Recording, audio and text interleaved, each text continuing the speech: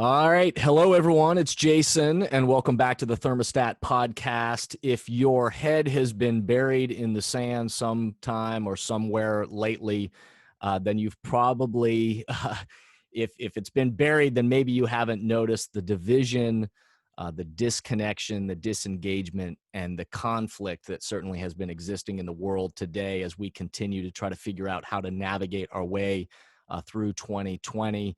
I am more convinced than ever of this, that if you didn't think developing people and authentic leadership in the world and creating compelling cultures that actually care for people and connect people rather than divide people, if you didn't think that was important before 2020, then I think that you probably are realizing how critical that is, not only for your team and your organization, but ultimately for our world right now. So thanks to everybody out there who's listening, and thank you for everybody out there who, of course, continues to subscribe and listen to the podcast, rate the podcast, share it. All those ways, of course, help amplify this out further into the world. And for that, I'm so very grateful to just try to be a positive voice out there in the world in the midst of a lot of negativity and a lot of noise. So I am very excited to invite my guest for today into this chat in just a minute. Doug Ulman is the president and CEO of Pelotonia. If you haven't checked out Pelotonia, go to pelotonia.org and learn more about this amazing organization, which was established in 2008 with the objective to fund life-saving cancer research and is a rapidly growing nonprofit. Doug is a three-time cancer survivor himself, and also a globally recognized cancer advocate. He's been celebrated as one of the top 50 nonprofit executives across the country, which is an amazing honor and a wonderful thing. I know him as a caring and compassionate leader, and every time I get a chance to talk to Doug, I just enjoy our conversation. So welcome into the podcast, Doug. Thanks for having me. It's great to be here. Yeah, man. Great to see you, and then also to connect with you. You and I have had a few phone calls, especially over the last year, and certainly as the pandemic has picked up. And I always appreciate a chance to connect with you and have another maybe positive voice on the other end of the line to help pick me up. The feeling is mutual. I think so many of the things that you've been advocating for a long time are more critical today than they've ever been. So it's awesome to be here and chat about all that and more. Yeah, man. Well, thanks for being here. So the first place I want to start is, three-time cancer survivor. So let's not fly right past that, because I just want to sit with that for a second. Gratefully, you've moved through those diagnoses, and I'm wondering, in the midst of a year that has been so uncertain and dealing with change and new information that comes, I wonder what your reflections are today. I'm sure you've had reflections over the years, many, about those diagnoses and dealing with that. But with the world that we're in right now, what have you learned? How does it help you handle uncertainty and in that kind of the world we're in of the unknown? What reflections do you have, at least today? Yeah, it's a really good question. I think anytime you deal with a life-threatening health issue like cancer or a diagnosis of that sort, you learn a ton. And for me, I was diagnosed initially at 19 years old. So it was in a period of time when I thought I was invincible, thought I didn't need the help of anybody else. I was becoming independent. And you quickly realize that you have to rely on so many other people around you in order to not only get great medical care, but in order to emerge even healthier than maybe you were previously. And I think there are a lot of similarities, when we're challenged, when we deal with overwhelming and sometimes surprising situations, how we react to that is important. I think the one thing I've reflected on recently is that, when you're diagnosed with cancer, as I said, you have to rely on others, right? You've got friends, No doubt. family, nurses, physicians. And I think in this pandemic that we're living in, we all have come to the realization, or should come to the realization, that there's an interdependency where what I do impacts you, what you do impacts me, and we need each other. Yeah. And that idea that it takes a village or a community to survive a cancer diagnosis, well, it takes a community to rally to overcome most significant challenges. We don't do this on our own. We do this together. And, that's one of the lessons I learned a long time ago through both cancer as well as, some experiences in sports, the idea of teams and how you can collaborate to achieve things that none of us can do on our own. And I think it resonates today more than ever potentially. Yeah, no doubt. Nowadays, unfortunately, everybody knows someone who's been impacted by cancer. That's I've lost my mother.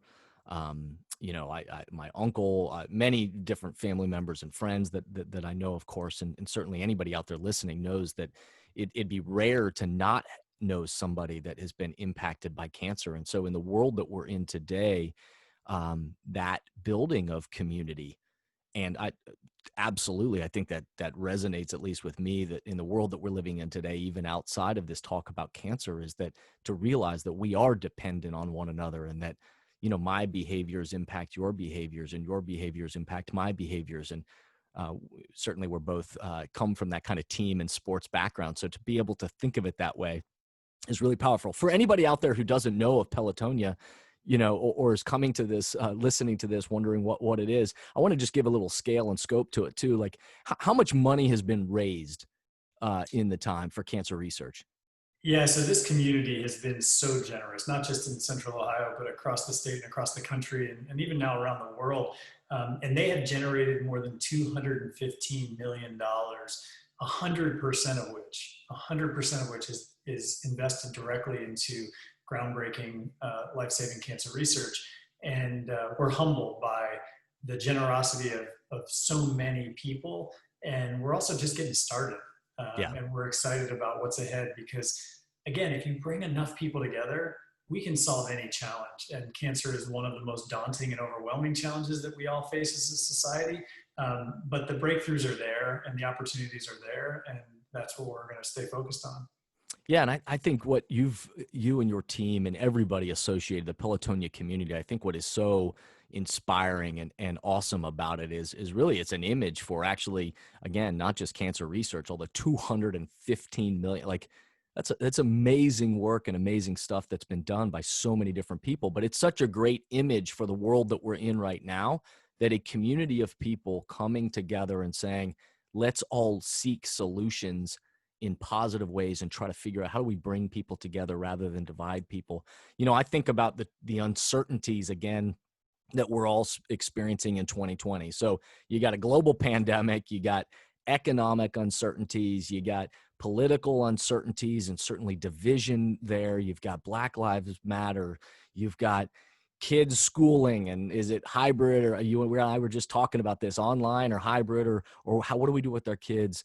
What do you think is being revealed to us about dealing with uncertainty and kind of leading ourselves, starting with leading ourselves, but then also realizing that we have a chance to influence and lead others as well? Yeah, look, uncertainty is hard, period. And the way I've been describing this in conversation recently is that it doesn't matter who you are, it doesn't matter what your life situation is.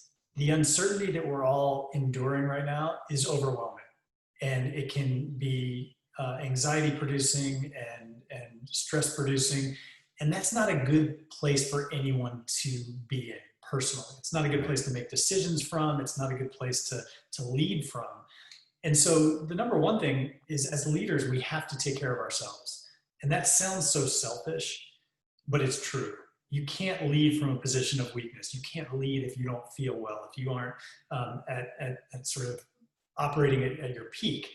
And so I think that's something that oftentimes gets taken for granted. And people say, oh, no, I'm going to stay up late tonight because I got to keep doing. Well, if you do that over and over again, you actually won't be able to lead through a time of uncertainty.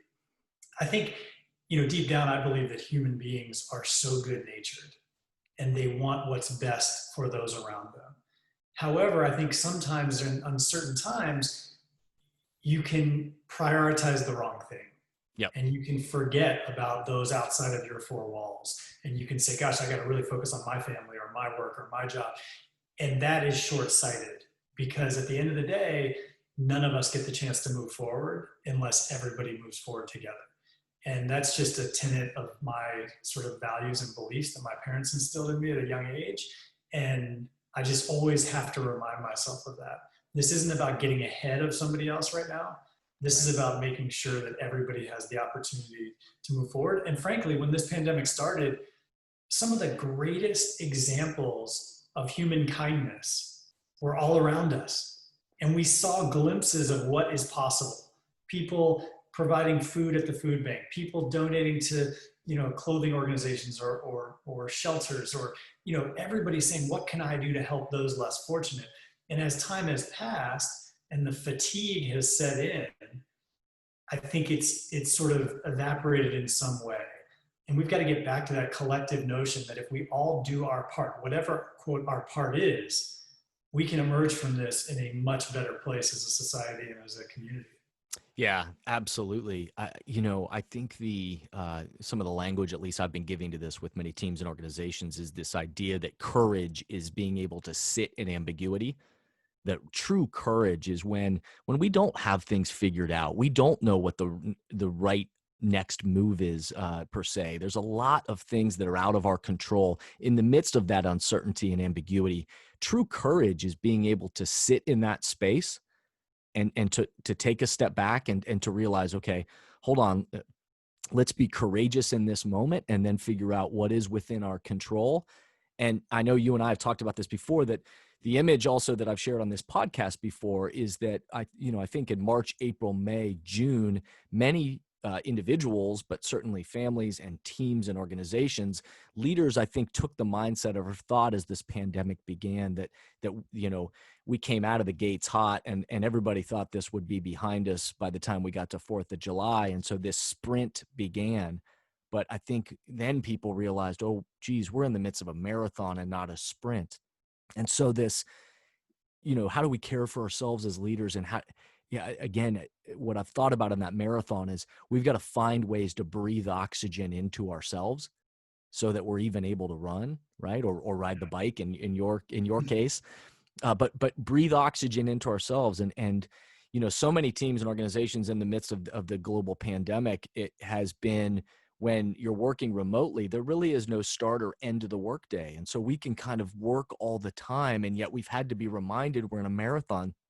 And so to keep ourselves mentally sane, we got to breathe oxygen into ourselves and find ways to stay motivated and inspired and healthy. And then also learn how to breathe oxygen into the people around us. So from a organizational standpoint, I talk about this proactively shaping culture, and thermostat cultures being the ones that have clarity around not just what we do, but what is the culture that we're proactively setting together. I'm wondering, I think about this in the pandemic, that, our places of work are where so many humans right now in the world spend 8, 10, maybe 12 hours a day. And so they have these tremendous opportunities, these spaces to help breathe oxygen into people while they're dealing with all the stuff we've just named. What are you seeing? What temperature is being set, in your organization, and or what do you think? What do you see the power that organizations have to kind of help support their people? Yeah, it's a good question. I mean, I love your notion of courage, because I think it's so critical to not only have courage, but also to have this sense of humility. Hmm. Because nobody, no matter what organization they're leading, no one at this very moment knows what tomorrow's going to bring. This pandemic is unpredictable. The social and systemic racial unrest is unpredictable. Like, no one can predict what tomorrow or next week or next month is going to bring. And so as a leader, that's a challenge. But if you have courage and humility to understand that I don't have all the answers, but I'm going to be okay saying that and sharing with my team that I don't have all the answers, I think that's a powerful combination. I think I love that, by the way. I don't want to interrupt you, but just yesterday with a senior leadership team of the company, I said those almost exact words to them. is as you could see them chasing for this, that we were supposed to have the answers and be able to tell our people that. And I said that very same thing, that leadership isn't about having all the answers. In fact, it's about being able to be humble enough to say, you know what, I don't know. Yeah. And so I don't know exactly what we're gonna do next, but I want to focus on how we're gonna together move. Yeah, and I think to your point of sort of breathing oxygen, when you say, I don't know, Mm, but here's the direction, or here are the decisions we're making, and here's why, it actually allows your team to breathe oxygen. yeah. Because the pressure and stress that they're feeling every day, they're Mm, dealing with all of this and more. And it gives them the chance to breathe, which is so critical. I think for us, work from home has been a blessing because we can do it. yep. And that's not something we take for granted. But it's also ebbed and flowed, right? There was so much efficiency at first, and then it sort of waned a bit. And people got tired of the Zoom culture. And then we decided to do something. We decided to close our office for a week in August. And we told everybody, you cannot work. And you got to just get outside and not work. And we're going to do it again next month. And the idea is that you have to have breaks. I mean, you have to stop and say, Yep. you can't work from 7 a.m. to 7 p.m. in your home all day. It's not healthy. And at the end of the day, people will burn out. They won't get enough oxygen. And frankly, personally, I've done that. And I've experienced it over the last few months, Yep. where I've stressed myself to a point of realizing that this can't go on. It can't last. And as you were talking earlier, the book that I read every single year is called Man's Search for Meaning. Yeah. And Viktor it's Frankl. Yeah. something that I started doing in college. And the reason I read it is because the message of what Frankl talks about from his horrific experience was this idea that some people during World War II died of a broken heart. Mm, They died of false hope because they thought, I'm going to be out of here by X date. And that date came and went. And then they thought, I'm going to be out of here by, and it came and went. And so to your point of like, oh, we thought we were going to be done with this yeah. July 4th, we may not be done with this next July 4th. That's right. And so having the constant ability to breathe and to live with uncertainty, with courage and humility, it may be months, it may be years of a new normal or the next normal. And the quicker we can sort of get to that place, the better. It's almost like the equivalent in cancer. When you're diagnosed with cancer, almost everybody for a period of time, whether it's a minute, an hour, a week, or a year, says, why me? Mm, And I always tell people, because I went through it, the quicker you get past the why me, the better, because there's not going to be an answer. And I think with this pandemic, it's the same. It's like, it doesn't matter where it started. It doesn't matter who did this or didn't do that. Like at this very moment, we have decisions to make for today, tomorrow, and going forward.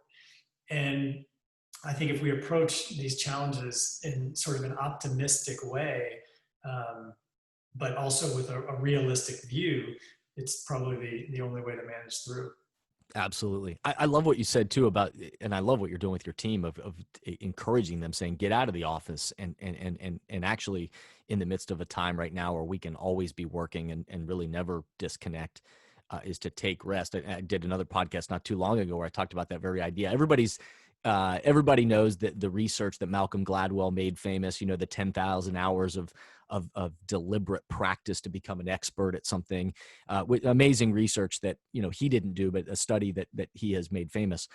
But one of the elements of that exact same study that doesn't get talked about is in that very same study of saying that 10,000 hours of deliberate practice to become an expert. It also called on them to have 12,500 hours of deliberate rest. Hmm.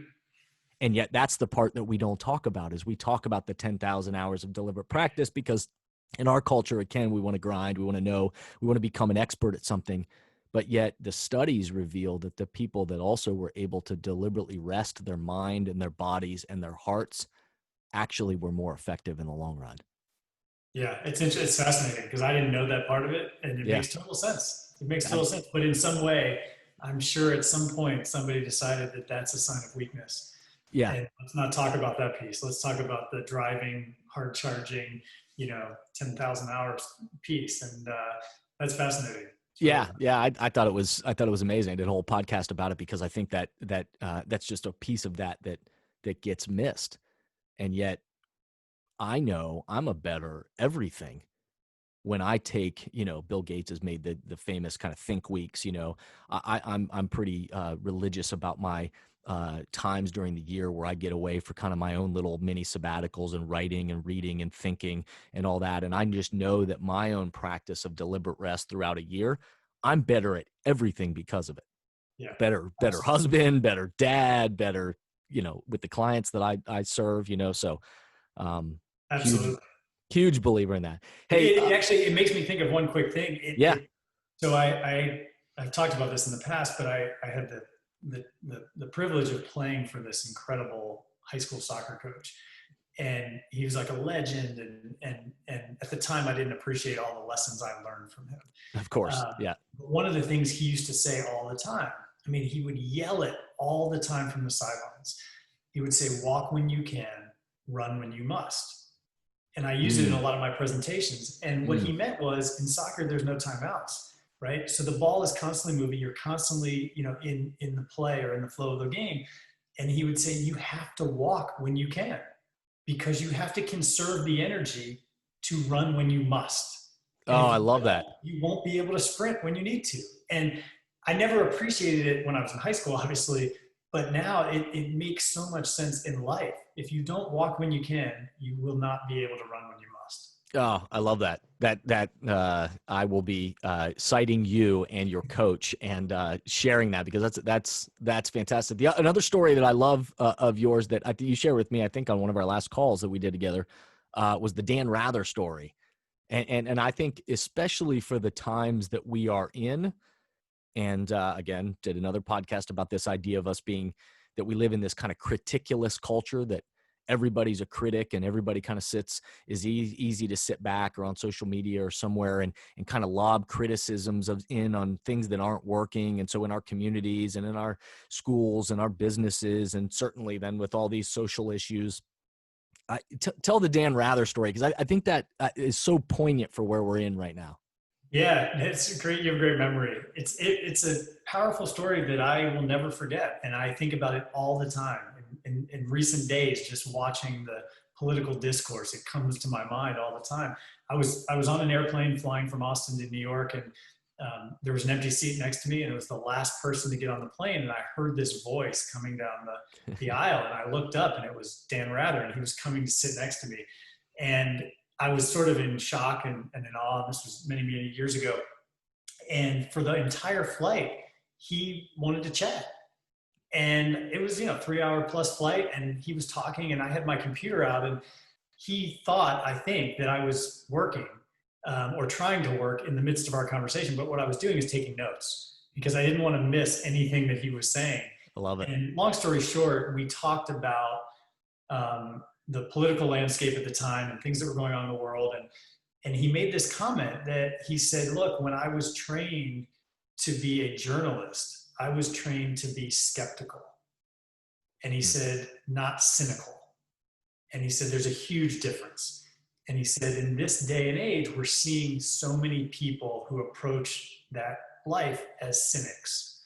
And they want to bring somebody down, or they want to ask because they want a certain answer. And he said, there's a huge difference. When you're skeptical, you ask because you want to understand the thinking, the thought process, and why something is happening. When you're cynical, you actually don't believe what they're saying. And so you want to make it your story, and you want to sort of have the answer that you believe in already. And it was just a profound statement. And I think, we can all see that transparently today. Across whether it's social media platforms, whether it's the traditional news or cable news, et cetera. And it's unfortunate because there's nothing wrong with asking tough questions and being skeptical or constructive. And yet there's something that is undermining about being cynical and approaching life from a cynical standpoint. Yeah, that story stuck with me. I mean, ever since you shared that with me, and I've been thinking about it, and because I think it does, it's so poignant for the times that we're in right now. That it does appear that so many people want to ask questions. That the question they're asking isn't to seek to understand. It's not about asking good questions and being skeptical and trying to understand and learn and grow and connect to each other. The question is almost a gotcha question, whether that's a political question or a, certainly in all the discussions around the racial divide, politics, economics, climate change, whatever the issue is.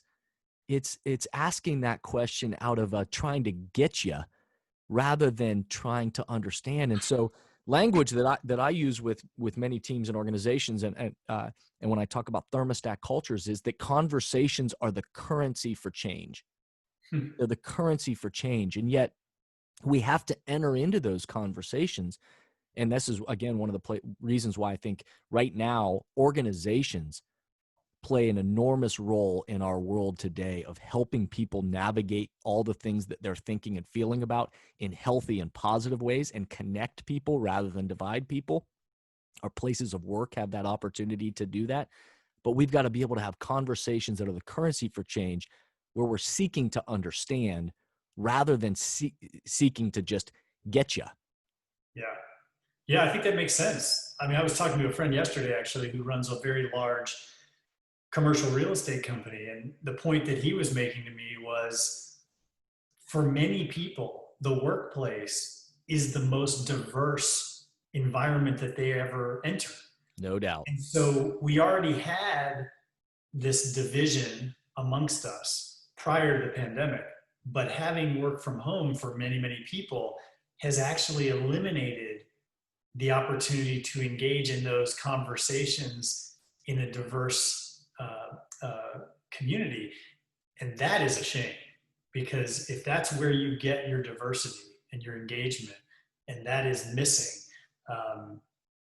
technology is great, but it doesn't replace the ability to be as authentic and open and understanding.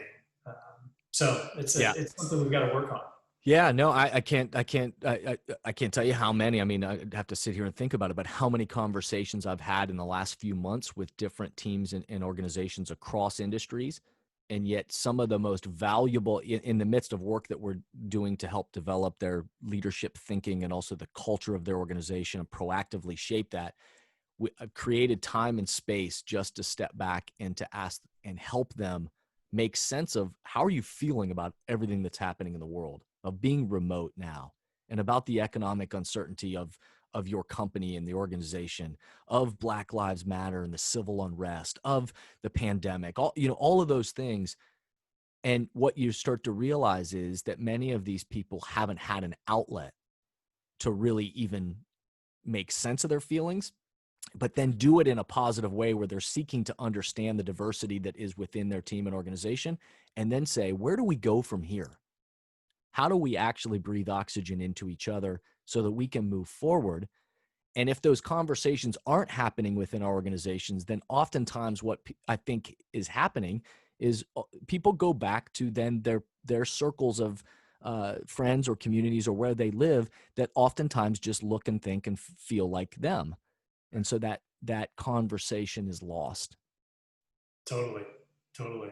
And I think that's the challenge as we move forward, right? How do we innovate and how do we create the next normal, knowing that none of us actually know how long this period will last, right? And so we have an opportunity as an optimist, I think, to create what it looks like going forward. And that's sort of incumbent on any leader of any organization, of any community group, of any team, of any school. It doesn't matter what the entity is, but we have the chance to redefine what the next phase looks like. And that doesn't, I always say to people, different doesn't mean bad. That's right. Different can be better, That's right. And so shame on us if we don't take the opportunity to do things that have a huge impact going forward. Yeah. And I love the fact that you use the word redefine. I've been using that a lot lately, as saying, in my opinion, I've been saying that the term leadership has been hijacked. We throw it around so loosely, and in fact, people in positions of leadership, that people are starting to think that that's what leadership looks like. And to be able to say, no, no, no, in our teams and organizations, we need to redefine what authentic leadership looks like in action and behavior, and get clear on when we say the term leadership, what is it that we really mean? And the same thing, we need to redefine what is the culture of not just what we do, but how we do it, of how we operate as a team and as an organization. We got to redefine what we want that to be in the future, because if we can't articulate it, then we can't be surprised when it doesn't exist. Yeah, absolutely. And going along those lines, one of the things I've noticed, and this is true with any crisis, I feel so fortunate to work with an amazing team of people. Yeah. And during a crisis, people emerge in new and interesting ways. And that is fascinating to watch. People just step up, and Yep. their creative juices flow. And for us, we talk a lot about expectations being totally different now, right? So you are freed up to think differently. Yep. You may have had sort of some historical norms or some things that sort of kept you in a box or kept you thinking a certain way. Well, now the world has changed. And so to watch that has been exciting and inspiring. And it just gives me more hope and optimism, Yep. because I see people step up and say, we should do it differently. Let's do this. Let's try this. And it's like, yes, yes, yes, let's do that. And sometimes things reveal themselves in times of challenge.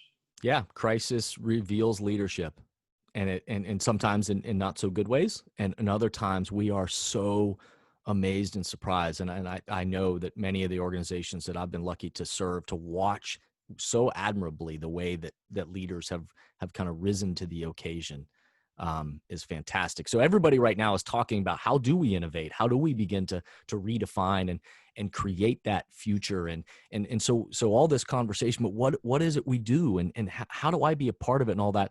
Well, one of the ways, at least one of the innovative things that I know you and I are going to be voices in and try to do is my event that I've hosted the last few years, Thermostat Cultures Live, which in the past 3 years has been an in-person live event, an amazing event, intimate gathering of people that are in positions of leadership across industries, and talking about and inspiring each other to think about authentic leadership and what it looks like, and proactively shaping culture. Well, in the time and space that we're in this year, the opportunity is to do it virtually. And so on November 6th, 2020, which November 6th is going to be at a kind of interesting time in our nation for sure.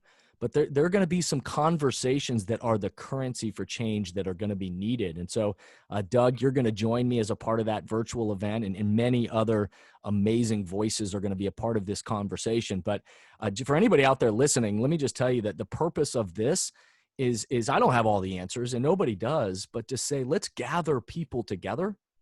And if this year it needs to be in a virtual space and reach as far as we can to breathe oxygen into each other, into to ourselves and to each other, to our team members, to our entire organizations, it's going to be an inspiring, action-oriented, but also solutions-focused kind of experience. So that's one example, I guess, that's out there that's coming up, that to say, all right, how do we gather people together?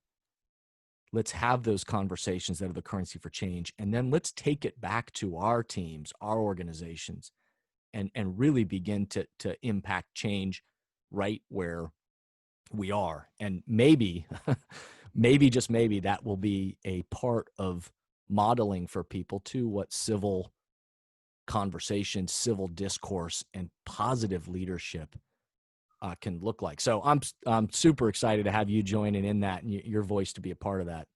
Yeah, I'm excited. Thanks for the opportunity. Look, I think the timing of the event couldn't be better in many respects, because we will be experiencing change. Yeah. Nobody knows what that'll be, but there'll be so much going on in that week specifically. And I do think this can be a model for not only making the time and space to have these conversations, but then for doing it in a period of time when Many have said, oh, we're just going to cancel, or we're just going to sort of not do it. Well, we probably need it more than ever today. And I applaud you for figuring out a way to make it happen, and for curating a special conversation. Well, we're going to figure out how to do it, and that's all I know to do is to reach out to people like you and other friends and voices that I know need to be a part of this, and just say we're doing it, and invite everybody to jump in and come be a part of it, and together we can be a part of conversations that are the currency for change. We can't snap our fingers and change the world. But what we can do is right where we are. I believe that the future of leadership and of the cultures that we are going to create wherever it is we are and with the people around us, that we have to redefine and clarify. And leadership is about connecting people and not dividing people. It's about positive solutions and not negative fear. It's about caring for all people and connecting that to action. So that's what we're going to try to do. And in order to stimulate progress, I know it's going to require courage. I know it's going to require deep breathing and oxygen. And then for all of us to take a step, just the next step. And so, again, I'm convinced that all teams and all cultures and all groups of people out there right now need leaders who are intentionally seeking solutions together and are supporting one another. So again, I'm excited about that day, and I'm really grateful that you're going to be a part of that and a voice to help. Can't come soon enough. I'm excited. Yeah, awesome. Well, hey, man, we're at our time. Again, thank you so much for taking the time to jump on, and hopefully everybody out there listening, that this has been a good use of your time and contributed to your day. I hope, again, you'll rate and amplify and do all those things to help share this further out in the world. Thank you to you, Doug. I look forward to our next chat, my man. Thanks for the opportunity. It's always a pleasure, and I always learn so much. So keep leading. Thanks, buddy. Good to be with you. Everybody out there listening, again, stay tuned at Jason V. Barger on social media, jasonvbarger.com, thermostatcultureslive.com, all of those spaces, because more information's coming. And again, we're going to hopefully try to do our part to put good stuff out into the world. So thanks again for listening, and have a great day.